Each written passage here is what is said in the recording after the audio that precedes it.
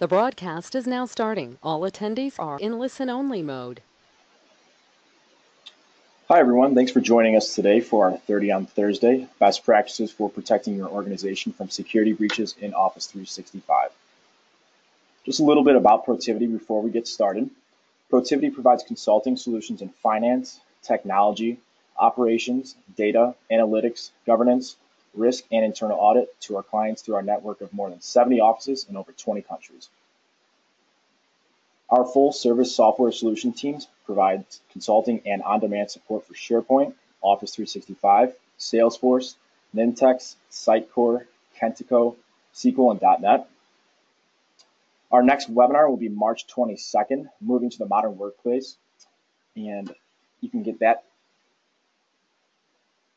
You can register for that event and webinar and get a full look at all of our events at ecm.protiviti.com/events. Protiviti is hosting its very own Office 365 and SharePoint specific conference this spring in McLean, Virginia. And we are offering everyone on this call 50% off. To take advantage of this great offering, go to procollabcon.com and use the promo code 30T50 when registering. Our keynote speaker for that event is Dux Raymond Sai, along with 3 other Microsoft MVPs, including today's speaker, Antonio Maio. Today's session is being recorded, and you do have access to this and to see all of our past webinars on our YouTube channel at that link. And if you have questions for today's webinar, please insert them in the question window on the GoToMeeting toolbar or live tweet us using the hashtag 30TOffice365, and we'll be answering all questions after the presentation. Today's presenter is Microsoft MVP Antonio Maio, and my name is Taylor Ganser, and I will be moderating today's session. With that, I'll hand it over to Antonio to present.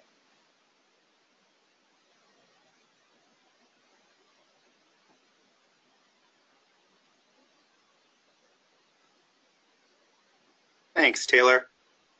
Can you just confirm for me that you can see my screen? Yes, we're all good. Great. All right, well, thanks everyone for joining us. As Taylor mentioned, my name is Antonio Maio. I'm an Associate Director and a Senior Enterprise Architect with Protiviti. I'm also a Microsoft Office Server and Services MVP, which means I spend a lot of time in the community, speaking at conferences, writing technical blogs and articles, and sharing technical expertise and knowledge with you folks. Today's presentation is about best practices for protecting your organization from security breaches in Office 365.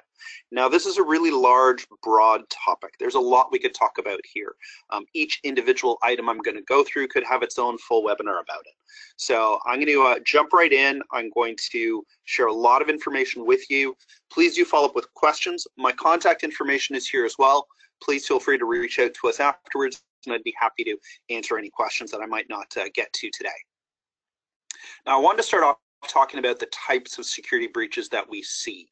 Now, this is based on our experience helping our clients, so our team's experience helping our clients assess, audit, and improve the security configurations of their Office 365 environments, as well as our experience investigating security breaches, because security breaches do happen in Office 365. And when that happens, you want to be able to conduct the appropriate security breach, provide the appropriate root cause analysis and recommendations and configurations that help prevent it in the future.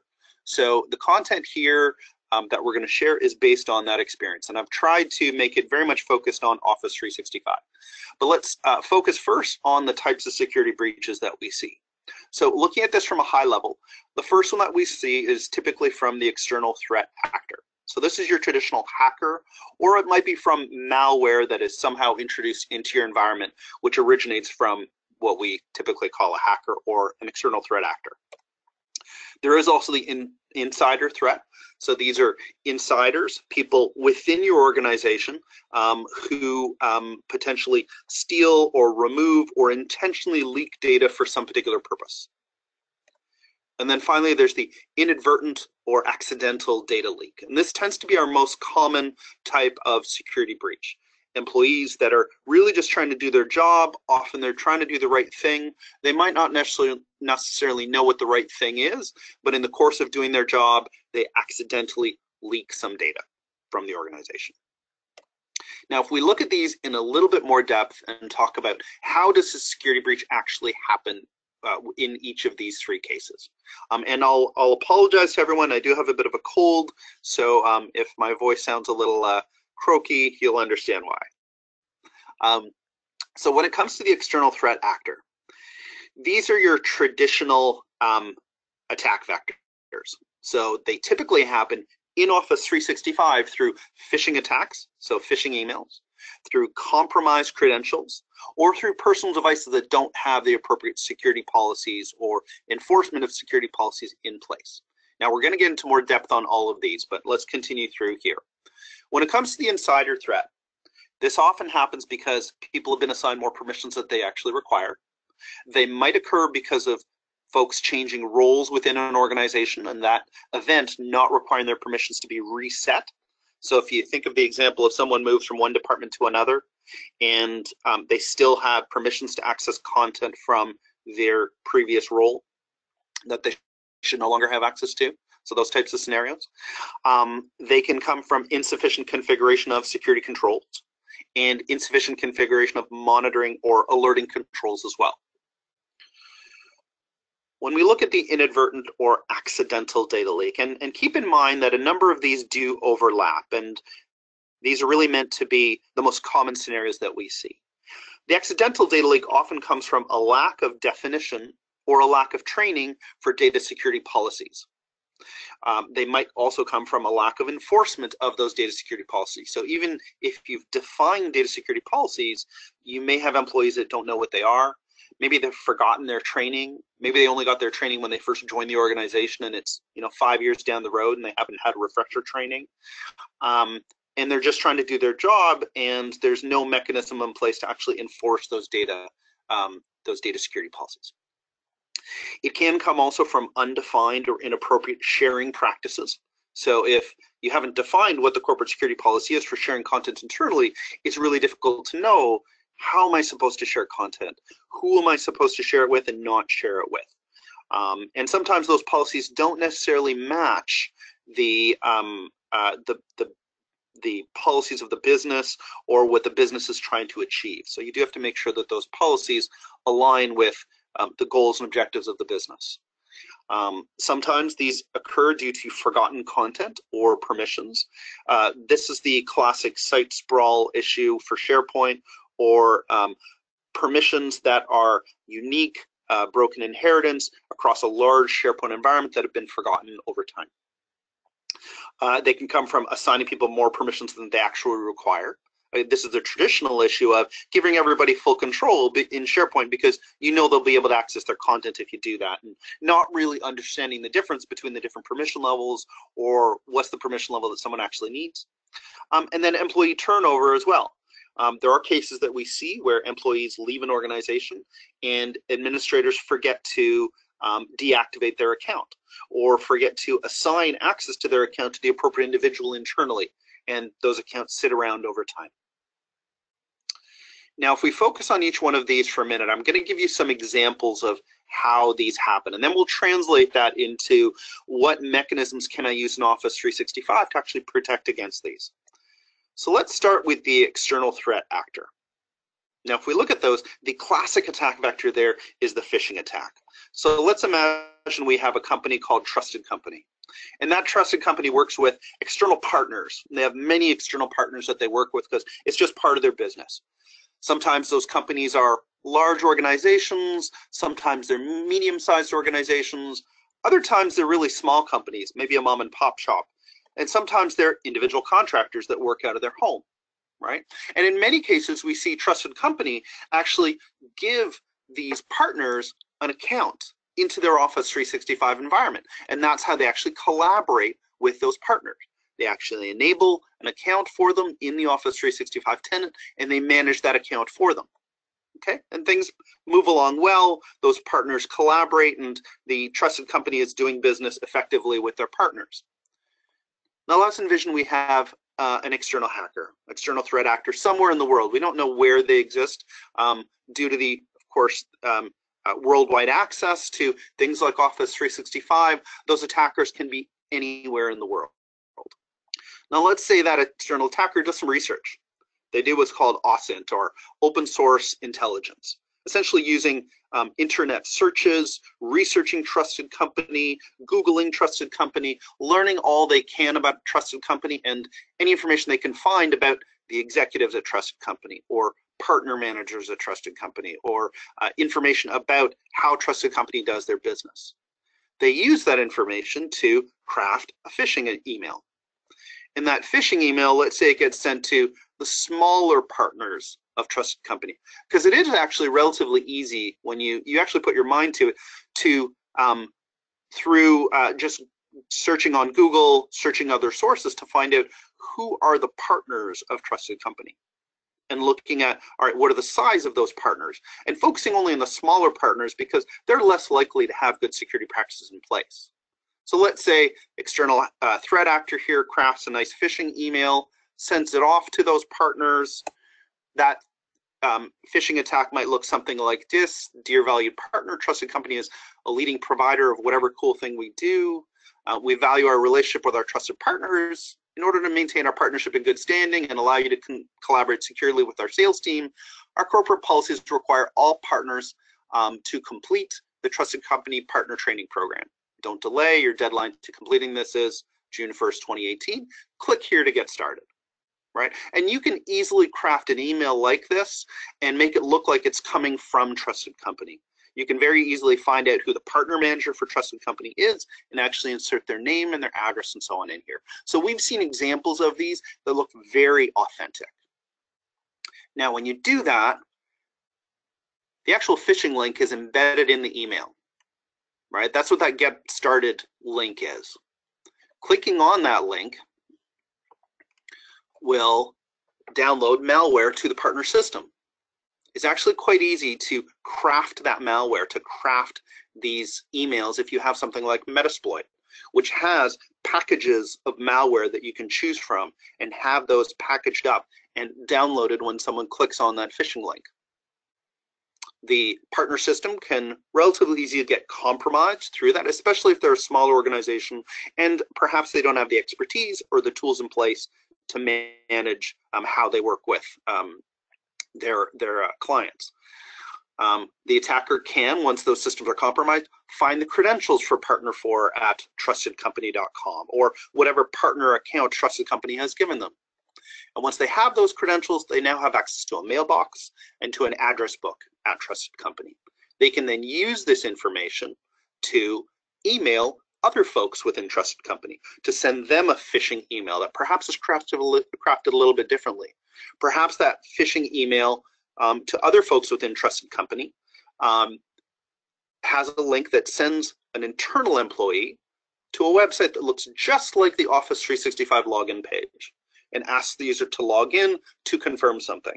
And we have seen instances where people do accidentally log in to those fake Office 365 login pages, giving up their Office 365 credentials and giving the attacker more accounts within Trusted Company. So we've seen several examples of this happen in the wild.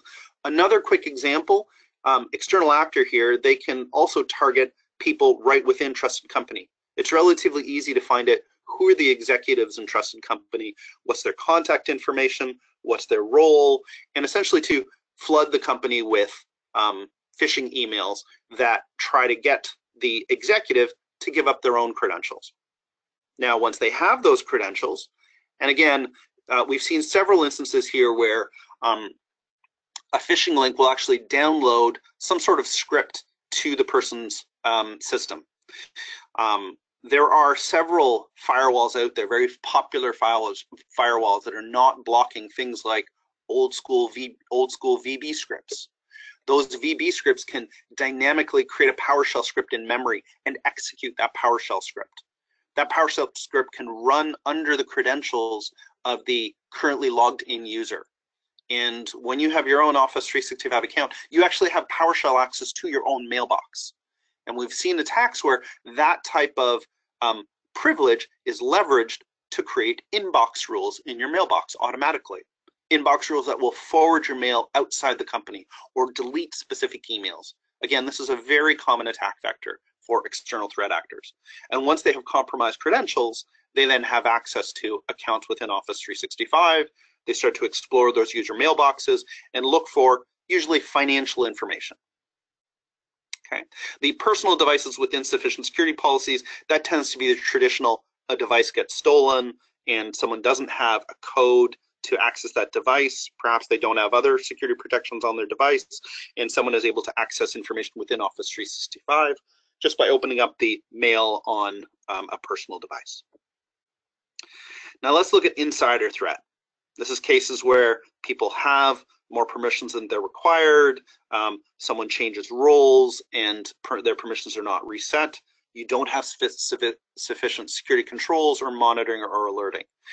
Now there's different motivations for insiders. We do find that the insider threat happens less often than the external threat, but we find that insider threats do tend to expose more significant data to the outside world because the insiders tend to know where the most valuable data already is. Now, sometimes you've got people that are very industrious. That will be your insider threat. People that think that stealing data from the organization will give them some advantage in their career or some advantage financially outside. Sometimes you have the partisan, someone who has a cause that they wish to expose data for. And then other times you have corporate spies that are stealing data for competitors. Then if we look at the accidental data leak, these are accidental or inadvertent leaks, people that are trying to do their job, but often you have different types of individuals that will expose data due to different reasons. Sometimes those people are careless. They don't really care about the security policies of the organization. So they go about doing their job, but they don't necessarily take the precautions they should. You've got the inexperienced, so people that are perhaps new and don't realize how important data security policies are. You've got people that are lazy, again, that don't really care about the data security policies. You've got people that perhaps work from home. Maybe they're working from a home computer.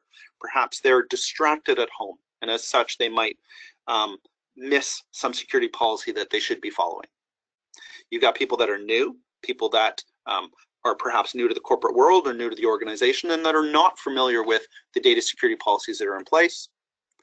You might have people that are stressed or people that are just so disorganized under their own mess of content and work that they just don't have the bandwidth to necessarily conform with data security policies. Now, if we look at these, there are different mechanisms for us to protect ourselves in Office 365. Now, I'm going to divide these up into the mechanisms that help us protect against all threats, and then those that help us protect against specific threats. I'm going to focus first on those that we should have in place to protect ourselves in Office 365 from all the threats that we've talked about here. The first is we highly recommend everyone, if you have not already, enable activity monitoring in Office 365. This is done through the Security and Compliance Center by clicking Search and Investigation and then Audit Log Search. You enable it one time, and then Office 365 starts to collect logs of activities that every user in your tenant performs. This is useful for several purposes. One is investigating data breaches. The other is monitoring activity that users perform, and you can configure alerts on those activities. So for example, if someone should not be sharing content externally from the organization, if some people are not supposed to be sharing content externally, but others are, you can set up alerts that will send automatic notifications to your information security team when certain groups of people share content outside the organization, or when certain groups of people share content inappropriately. The second recommendation we make is enable mailbox auditing on all of your mailboxes in the organization. This is an Exchange Online configuration. It is not enabled by default for all users. We do recommend you make it part of your employee onboarding process. It can only be it can only be enabled through PowerShell, and it has to be enabled on each mailbox individually. There is an example here of some PowerShell that you can run to do that. And it doesn't contribute to your mailbox quota as you collect these logs. So there's really no cost to you in doing it. Exchange administration auditing is on by default, but mailbox auditing on each individual user's mailbox is not. So activities that a user performs in their mailbox are not logged by default. And by enabling this, they'll become logged. And the reason that we highly recommend enabling both Office 365 auditing or activity monitoring and mailbox auditing is that when you have a security breach and we come in to investigate it, or anyone comes in to investigate it, the first thing we're going to ask you for is those logs. These logs are what allow us to do root cause analysis to find out where did the breach come from, how did it happen, and it allows us to provide you some really detailed, thorough recommendations on how to prevent it next time. So those are two things we highly recommend. The third is we recommend everyone make use of Office 365 Secure Score. Now, Secure Score provides you a relative score of your usage of Office 365 security capabilities. It allows you to set what your target security posture should be, and then gives you some very specific actionable items that you can perform to help improve that security. It gives you a lot of detailed information as well about the impact to both users and admins when you do implement certain security controls, and it describes in some detail also how it helps to improve your security. Finally, it tracks your secure score over time, so you can actually use this to monitor how am I doing. Now, it's important to recognize that this is a relative score. It doesn't necessarily tell you how secure your tenant is, but it does tell you how much are you making use of the security capabilities that are available to you, and it really helps to educate you on the security capabilities that are there that you have not made use of. So this is a third really important recommendation that we give to everyone to help protect against all of those threats. Now, if we look at how to protect against very specific threats, and again, remember that there's some overlap here. I'm going to quickly go through some of the capabilities related to each of these threats. So when we look at the external threats, so the traditional actor or phishing attacks that we've seen, of course, annual security training for all your personnel. That security training should include how to recognize phishing emails and how to recognize external attacks, how to protect your credentials, and why we have password policies in place. Strong governance, corporate governance policies are really important, especially as it comes to vendor management and account management. You know, when you think about managing accounts for vendors or for partners, we often see organizations put in place policies where a vendor has to recertify or reapply for an account every 3 months. There's nothing wrong with that. That allows you to stay on top of vendor accounts to ensure that they're still needed and they're not forgotten, and that the vendors are forced to change their password every 3 months. We also recommend regular privileged access reviews. So regular reviews of access that your privileged users have to environments within the organization, because it's one thing for an end user's account to be compromised. It's an entirely other thing for an administrator's account to be compromised, where they have access to a lot more systems and a lot more data in the organization. We recommend you enable multi-factor authentication and modern authentication.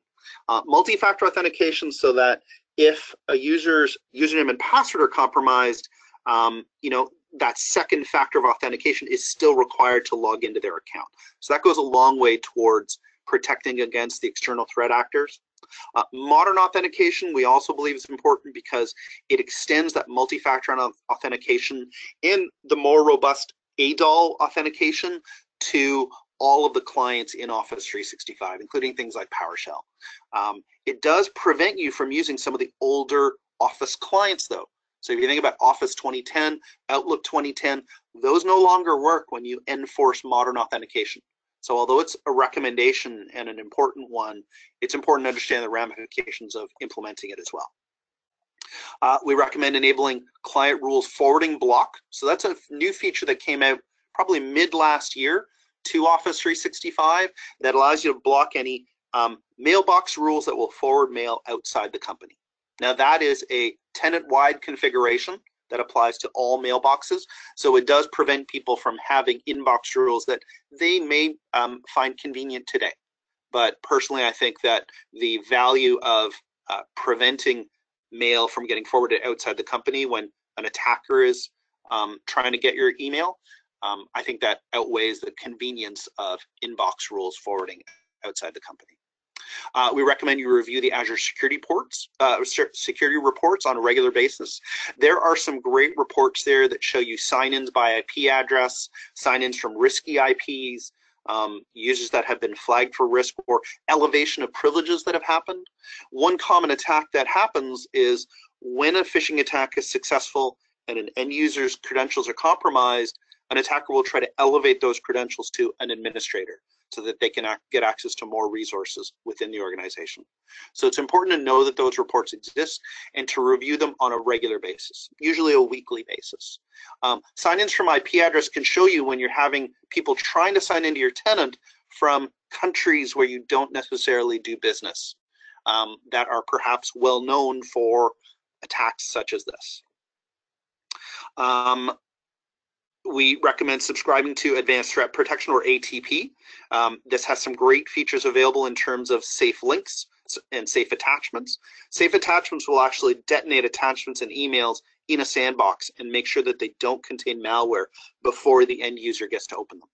Safe links will actually replace links within emails and within Office documents now, so that when a user clicks on a link, that link has already been tested to see if it goes to a malicious site. If you need advanced monitoring and advanced alerts, we recommend you look at Cloud App Security. It has some great features for monitoring things like mass downloads of content, or access from risky IPs. With that feature, it's important to keep in mind there's two different Cloud App Securities. There's Microsoft Cloud App Security, and there's Office 365 Cloud App Security. Microsoft Cloud App Security is a little broader and has a little bit more a lot more capabilities than Office 365 Cloud App Security. But Office 365 Cloud App Security is very focused on, of course, Office 365. And then getting more advanced as we go down here, we have some great features around Azure conditional access policies and Microsoft Intune. So if you want to enforce policies like only allow a managed device to log into your tenant, or only allow a domain joined device to log into your tenant, you can enforce those types of policies there. And then Azure Identity Protection and Privileged Identity Protection are also great features to look at. I know we're getting short on time here, so I'm going to try to speed through the rest of this. When it comes to the insider threat, again, annual security training for all your personnel is important. Having strong governance policies or data security policies in place is important. I want to highlight having things like data ownership and regular permission reviews and remediation processes is really beneficial for making sure that permissions are well managed, that permissions are reviewed on a regular basis, and that permissions that are no longer needed are remediated on a regular basis. We do help organizations put in permission review and remediation processes that happen every 3 months, every 6 months, every year, what have you. And then having approval processes in place for request for access. Documenting those approvals also becomes important to determining how security breaches happened. In Office 365, we have external sharing controls. We have OneDrive for Business sharing controls. We have OneDrive for Business sync client controls, so you can, through GPO, enforce 14 different controls around the OneDrive for Business sync client. Things like only allowed to sync from a specific organization, prevent you from syncing to your personal OneDrive, and so on. Again, review those Azure security reports regularly and look at Cloud App Security for advanced monitoring. Cloud App Security will actually develop a profile for every individual user that defines what is normal behavior, and it can trigger alerts based on when someone goes outside of that normal behavior pattern. Finally, when we look at accidental data leaks, again, annual security training for all personnel, strong data security policies, in particular data classification and data handling policies, so that users know which data is sensitive and how they're supposed to handle sensitive data. Those become very important. Again, a number of these features we've talked about: external sharing controls, OneDrive for Business sharing controls.